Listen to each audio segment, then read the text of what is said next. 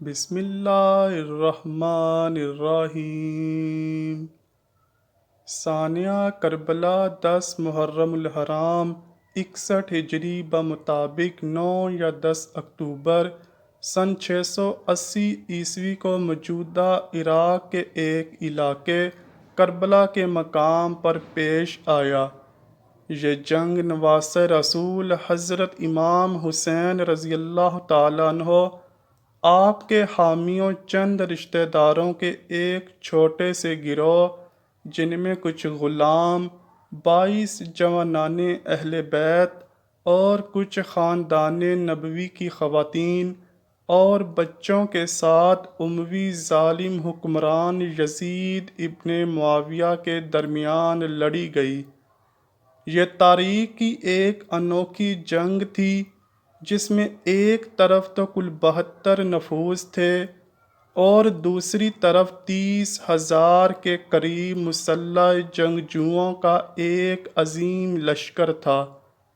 دونوں لشکروں کے درمیان جنگی برابری کا تو سوال ہی پیدا نہیں ہوتا، لیکن پھر بھی یزید ملعون کے لشکر نے قافلہ امام حسین رضی اللہ تعالی عنہ سے جنگ شروع کر دی، اور سوائے ایک بیمار لڑکے یعنی حضرت امام زین العابدین کے تمام جوانان کربلا کو بے دردی سے شہید کر دیا، اور ظلم و سفاکیت کی وہ داستان رقم کی کہ جس کی مثال تاریخ انسانی میں نہ کربلا سے پہلے کہیں ملتی ہے اور نہ کربلا کے بعد ہی کوئی ایسی جنگ لڑی گئی۔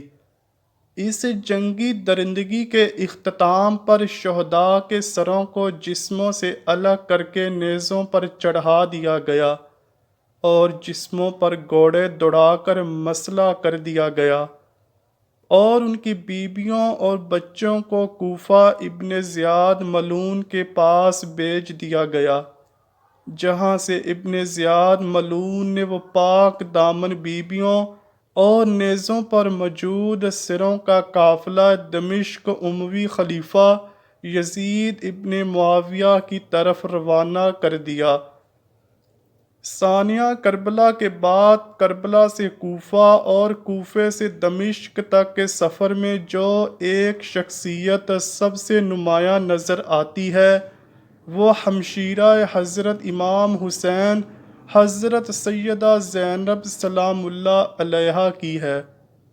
آپ نے اس سفر اسیری کے دوران کئی خطبے ارشاد فرمائے، جن میں سے ایک انتہائی اہم خطبہ آپ نے یزید ملعون کے دربار میں ارشاد فرمایا، جس نے نہ صرف یزید بلکہ وہاں موجود تمام یزیدیوں پر لرزہ طاری کر دیا۔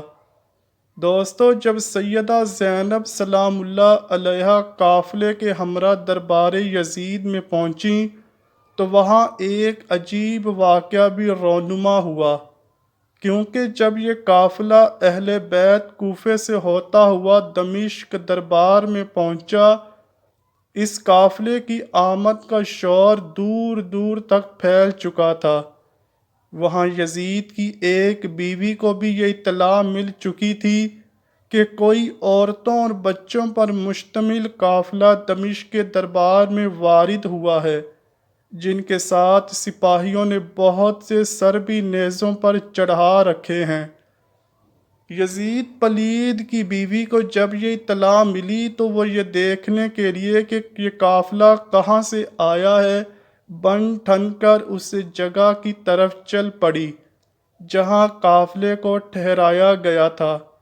ملکہ کو دیکھا تو دربانوں نے قافلے کے بالکل سامنے ہی ملکہ کے بیٹھنے کا انتظام کر دیا، جہاں یزید کی بیوی بیٹھ گئی اور قافلے والوں کی طرف دیکھنے لگی۔ حضرت سیدہ زینب سلام اللہ علیہا سامنے کھڑی تھیں۔ آپ نے یزید کی بیوی کو دیکھا تو اپنے ساتھ کھڑی حضرت کلثوم سے فرمایا، کیا آپ اس عورت یعنی یزید کی بیوی کو جانتی ہیں؟ انہوں نے جواب دیا، نہیں۔ آپ نے فرمایا یہ ہماری کنیز ہے جس کا نام ہند بنت عبداللہ ہے۔ یہ بات کر کے دونوں شہزادیوں نے یزید کی بیوی کو غور سے دیکھا اور پھر اپنے سروں کو جھکا لیا۔ یزید کی بیوی مسلسل انہیں غور سے دیکھ رہی تھی مگر وہ انہیں اس حالت میں پہچان نہ سکی۔ بالآخر اس سے رہا نہ گیا اور وہ آگے بڑھ کر سیدہ زینب سے پوچھنے لگی، آپ کون لوگ ہیں اور کس علاقے سے ہیں؟ سیدہ زینب نے فرمایا، ہم مدینہ کے رہنے والے ہیں۔ یزید کی بیوی نے جب مدینہ منورہ کا نام سنا تو چونک اٹھی اور پوچھنے لگی، کیا آپ لوگ مدینہ والوں کو جانتے ہیں؟ سیدہ زینب نے فرمایا، آپ مدینہ میں کس سے متعلق پوچھنا چاہتی ہیں؟ وہ کہنے لگیں، میں مدینہ میں علی ابن ابی طالب کے گھرانے سے متعلق پوچھنا چاہتی ہوں۔ کیا آپ لوگ ان کے گھر والوں کو جانتے ہیں؟ کسی زمانے میں ان کے گھر کنیز تھی۔ حضرت سیدہ زینب نے یزید کی بیوی ہند کی بات سنی تو آپ کی آنکھوں سے آنسو رواں ہو گئے۔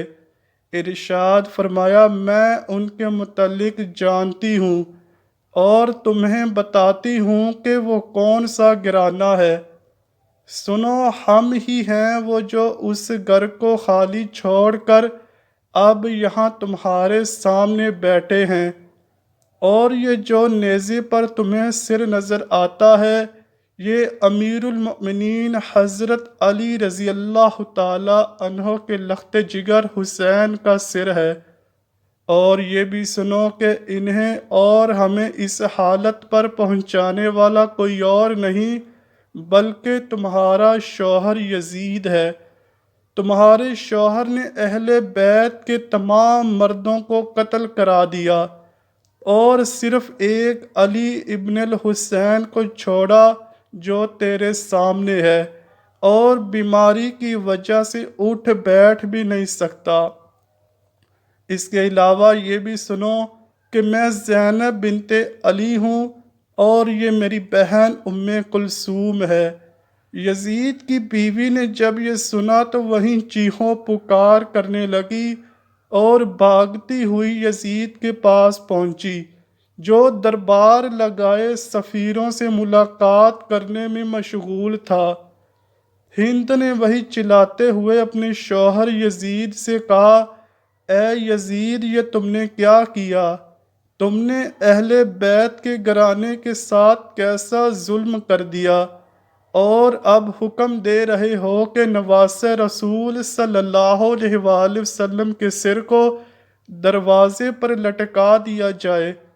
یزید بدبخت اپنی بیوی کو برہنہ سر دے کر فوراً اپنی جگہ سے اٹھا اور ایک چادر اس کے سر پر رکھتے ہوئے کہنے لگا، ہاں، یہ حکم میں نے جاری کیا تھا۔